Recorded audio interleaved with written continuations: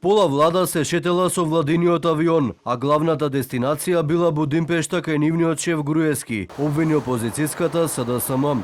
Според партијата, со авионот премиерот бил на одмор на Јадранско море, во време кога граѓаните едва врзуваат крај со крај, а власта одбива 600 евра минимална плата. Премиерот гледаме дека се луксузира врз грбот на народот.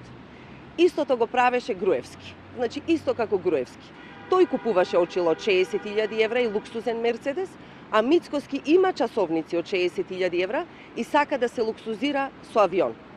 Пола влада, почитувани, се шетала со владиниот авион. Главна дестинација Будимпешта, кај нивниот шеф Груевски. Колку ги чини граѓаните овој луксус на премиерот со владиниот авион?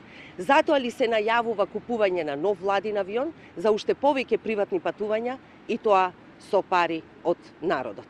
Од владата со експресен одговор, опозицијата шири хипокризија и сензационализам. Авионот според власта бил користен согласно прописите. Отаму и со контраобвинување дека токму СДСМ кога била на власт го користела владиниот авион за патувања кои останале длабоко контроверзни. Јавноста добро знае дека истиот воздухоплов беше ставен во функција на спасување човечки животи, меѓу другото и при транспорт и координација на активности поврзани со повредените од трагичниот пожар во Кочани.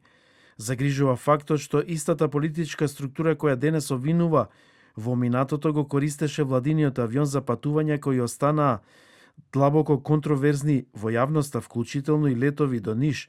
Во тоа време од патувањата со владиниот авион гледавме фотографии и изјави со кои се манипулираше јавноста. Темата со владиниот авион повторно стана актуелна по изјавата на директорот за службата за општи и заеднички работи Вица Томовски, кој побара државата да набави нов владин авион, оти стариот нема соодветна опрема за официјални делегации.